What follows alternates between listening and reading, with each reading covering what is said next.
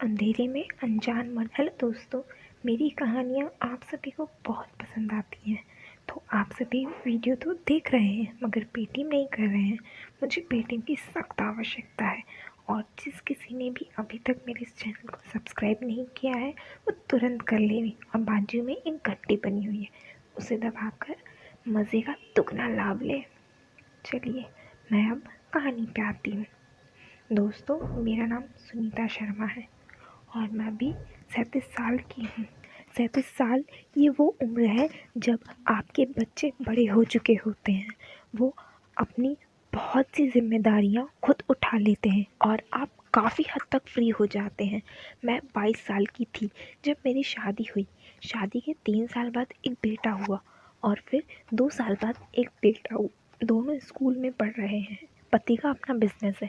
शादी के बाद तो हमने 4-5 साल खूब ऐश करे, बहुत घूमे, बहुत खाया पिया और ज़िंदगी का हर मज़ा लिया। मगर वक्त के साथ साथ पति अपने बिजनेस में और बिज़ी होते चले गए।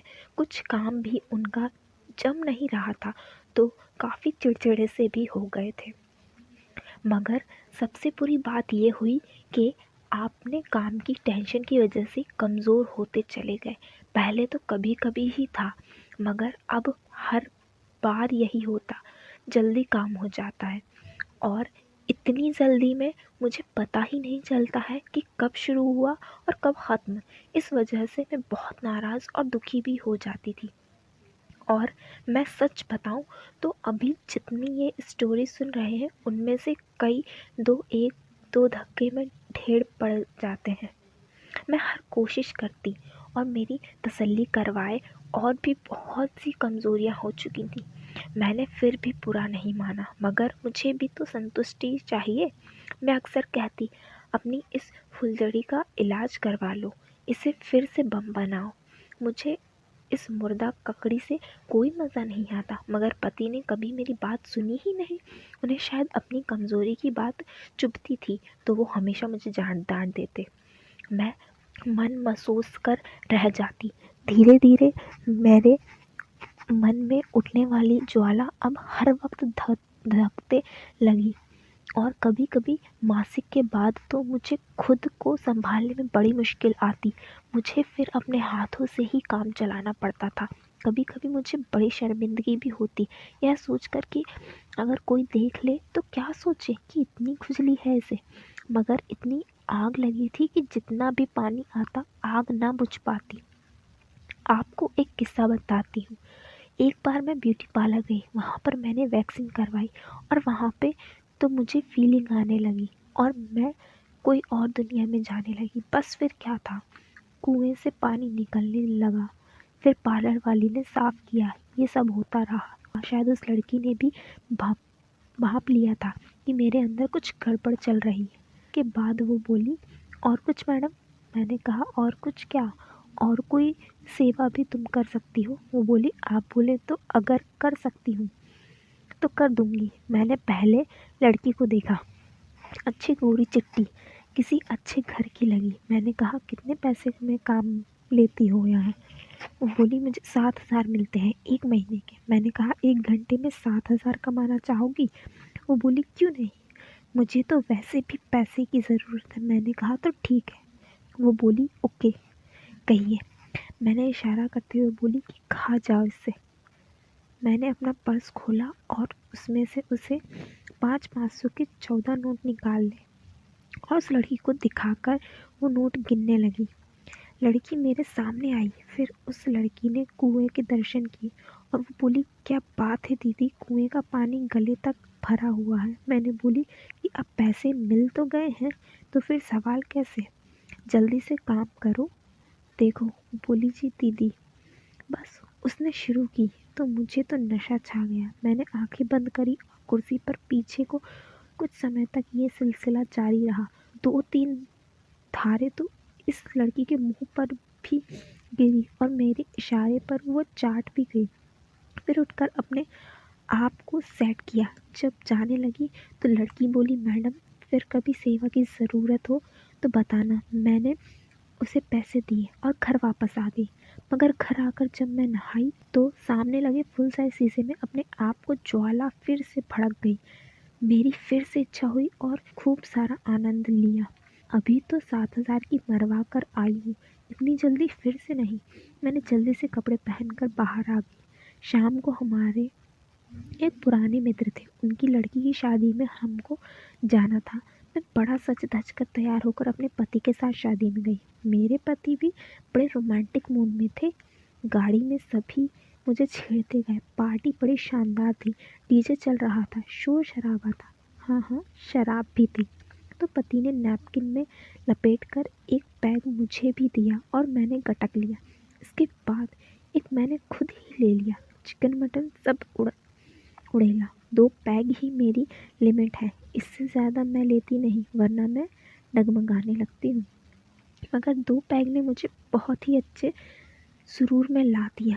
अब तो मैं बिना किसी की परवाह किए इधर उधर मस्त हुए फिर रही थी। मैंने हर तरह की आइटम चख कर देखी।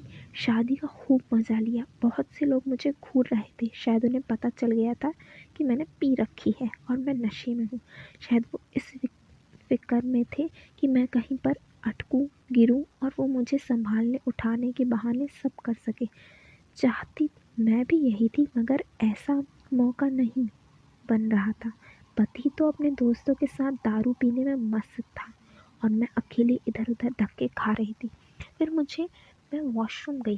पहले तो मैं हल्की हुई और फिर बड़े सारे शीशे के सामने खड़े होकर खुद को निहारा।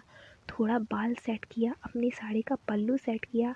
साले ने ज़्यादा ही ढक रखा था। मैंने दोबारा से ब्रॉच लगाया ताकि थोड़ा सा एक्सपोज हो। हाँ, अब ठीक था। मैं वॉशरूम से निकली, तभी अचानक लाइट चली गई। एकदम से अंधेरा छा गया। मैं डर गई, मगर तभी अंधेरे में किसी ने मेरा हाथ थामा। अरे, ये तो मेरे पति का हाथ था। मैंने भी कस कर हाथ पकड़ा और उस हाथ के सहारे मैं एक तरफ को जाकर खड़ी हो गई और फिर दूसरा हाथ मेरे कंधे से होता हुआ हलचल मचाने लगा। मैंने भी मस्ती में आकर सिप खोली और अपना हाथ अंदर डालकर दबोच लिया। मैंने कहा, चलो किसी और जगह चलते हैं, अंधेरे कोने में। अगर लाइट आ गई तो सब देख लेंगे। तो हम दोनों चुपचाप से वहाँ से निकलकर पार्किंग में से होते हुए पैलेस के पीछे की तरफ चले गए। तभी लाइट आ गई। शायद जनरेटर चला दिए होंगे। मैंने दीवार के साथ दोनों हाथ लगा दिए।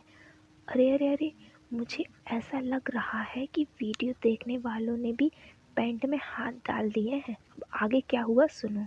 उठाकर जो पेला, और जब आगे 2-3 धक्कों में मुझे लगा यार कुछ गड़बड़ है, मेरा पति नहीं है। मैंने पीछे मुंह घुमाकर देखा। हल्की रोशनी में मैं उसे पहचान तो नहीं पाई, मगर यह पता चल गया कि वो मेरे पति नहीं है। मैंने पूछा, कौन हो तुम? वो बोला, अब पूछ कर क्या फ़ायदा, अब तो कुएं में बाल्टी जा चुकी है। मैंने कहा, जानते हो, मैं एक शादीशुदा हूँ और मेरे पति एक बहुत बड़े ऑफिसर हैं, तुम्हें जेल करा देंगे। वो बोला, इतनी शानदार की मार कर तो जेल जाने का भी गम नहीं। और वो मुझे पेलता रहा। बेशक मैं उससे बात कर रही थी, मगर मैंने कुएं में से बाल्टी बाहर निकालने की कोई कोशिश नहीं की और मैं उसे फालतू की गीदड़ भभकियाँ देती रही, मगर ना वो रुका, ना ही मैंने उसे रोका। सिर्फ ज़ुबानी धमका रही थी और मैं ढीठों की तरह उसको गालियाँ देती। मैं उसे डांटती भी, मगर उसने मेरी एक न सुनी। थोड़ी देर मज़ा आने लगा। मैं भी अपनी कमर मटकाती रही। मैंने कहा, क्यों, क्या मज़ा सिर्फ तुम ले सकते हो? वो बोला, लगता है तेरा खसम फुस है। मैंने बोली, उसकी बात मत कर। अगर वो काम का होता तो मुझे बिना देखे ऊपर चढ़ने न देता। वो हंसा। पति के साथ आई और पति को ही धोखा दे रही है। मैंने कहा, तू ज़्यादा ज्ञान मत झाड़, जल्दी कर, मेरा होने वाला है। और अगले कुछ ही पलों बाद जिस कुएं में पानी की भरमार थी, वो कुआं खाली हुआ। तो बाद ही सुखद एहसास हुआ मुझे। जब मेरा हो गया तो मैंने कहा, चल ठीक है, जाने दे मुझे, मेरा तो हो गया। तो वो गर्जा, रुक, मेरा हो गया, और जो यहाँ बंदूक में गोली है वो क्या तेरा बाप निकालेगा? बस थोड़ा सा रुक, मैं भी जाने वाला हूँ। और कुछ देर बाद बंदूक चल पड़ी और फिर क्या था, पूरी ड्रेस खराब, मैंने कहा अरे यार ये क्या किया। वो बोला अरे कुछ ना हो रहा, यूं ही मत घबरा। मैंने भी अपने कपड़े सेट किए और जब पीछे मुड़कर देखा तो वो गायब था। मैं वापस पार्टी में आई और मैंने बहुत ढूंढा उसे, ताकि आगे भी कभी मैं उससे मिलना चाहूँ तो उससे कांटेक्ट कर सकूँ, पर वो नहीं मिला। और मैं बिना उसकी शक्ल देखे, बिना उसका नाम जाने, किसी अनजान से ही यूं ही अंधेरे में कर अपने घर वापस आ गई। फिर अभी सबकी बंदूक भी चल चुकी है, ये तो मैं भी जानती हूँ। तो फिर अब पेटीएम करो। कितनी तो बार बोल चुकी हूँ, मगर नहीं, हमें तो करना ही नहीं है। अगर ऐसी बात है तो फिर मुझे कहानी बनाना बंद करना होगा। मैं आज पेटीएम का इंतज़ार कर रही हूँ।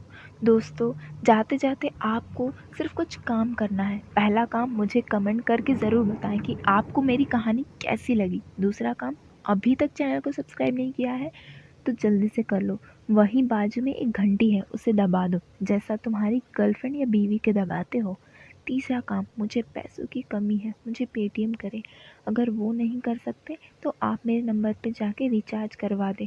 चौथी और आखिरी काम, आप अगर मेरी और कहानी पढ़ना चाहते हैं तो डिस्क्रिप्शन में लिंक दी हुई है, srkstorylover.com। ये है मेरी वेबसाइट। आखिर में मैं इतनी अच्छी कहानी बनाती हूँ, मेहनत तो बहुत करती हूँ और आपको भी बहुत मज़े देती हूँ, ये मैं सब कुछ जानती हूँ। चलिए चलती हूँ, धन्यवाद। मिलूँगी अपनी अगली कहानी में। बाय।